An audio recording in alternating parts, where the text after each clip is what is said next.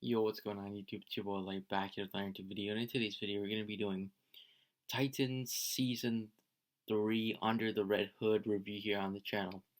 So yeah, I've already done a Titans Season 3 review already. Definitely go check it out. It's going to probably be releasing before this video does. But yeah, anyways, I'm going to be doing, this is basically going to be like the Under the Red Hood part of the story review here and my personal opinions on it.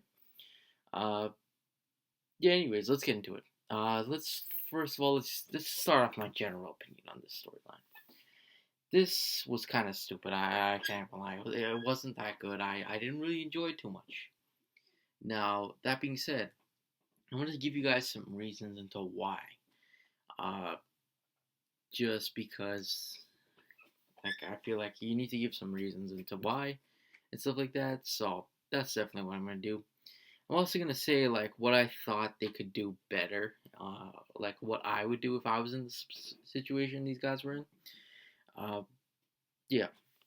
So first of all, let's explain like what exactly is wrong with this. Now, first of all, let's start off with something real basic.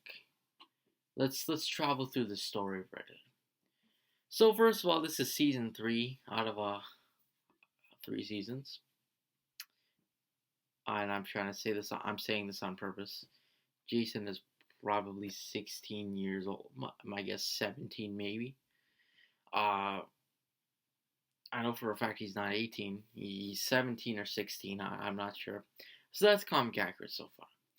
We're going through. Okay, Jason's troubled. We already kind of know that he's pretty much troubled. He's shown this in the first 2 seasons. So we see him. He's at the Batcave after he's been basically grounded. And we see that he is basically tracking Joker.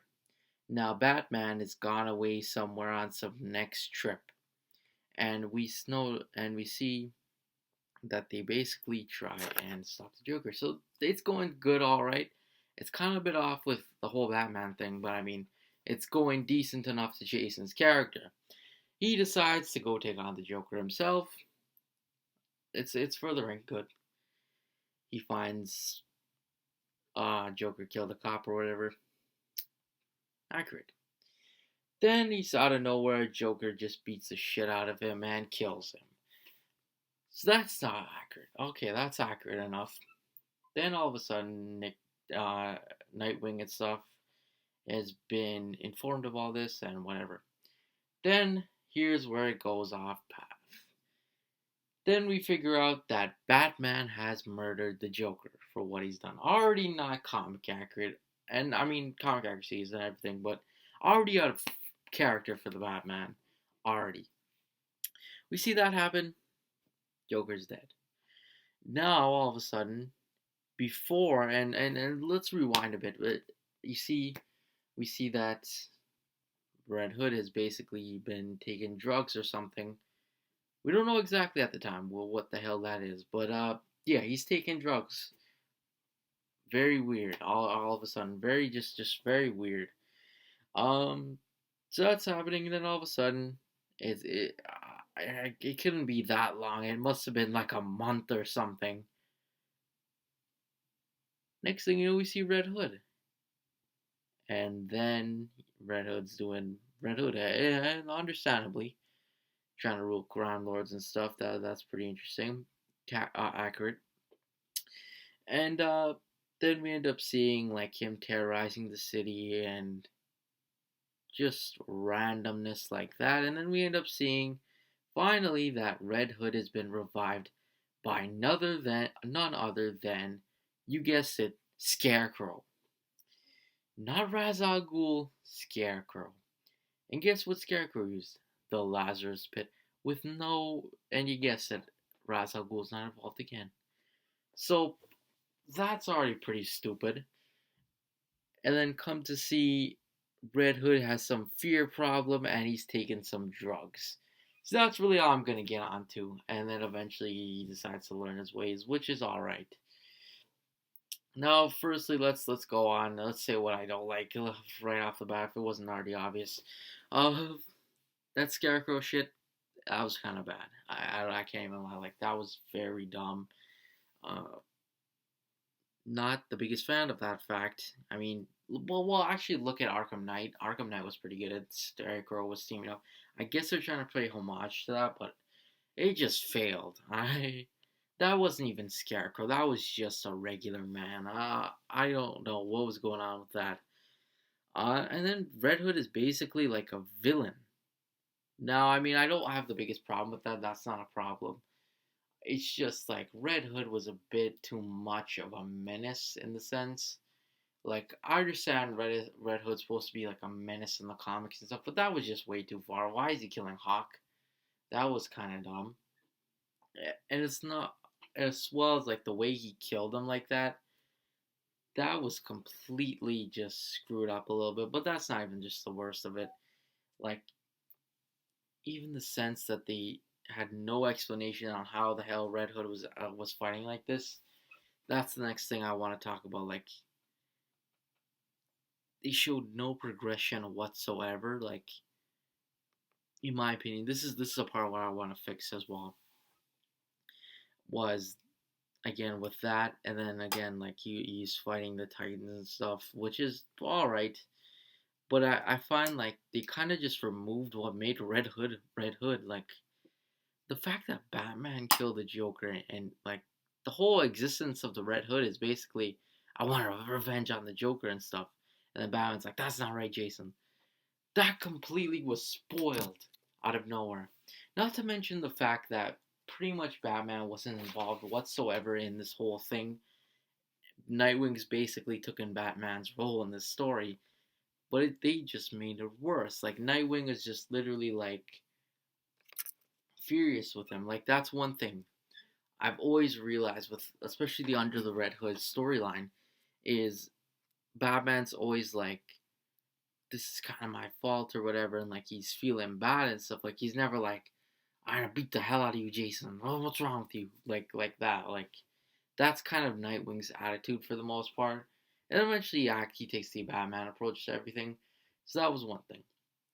Uh, and that's kind of what was going on with that. Now let's talk a bit about what I would personally do.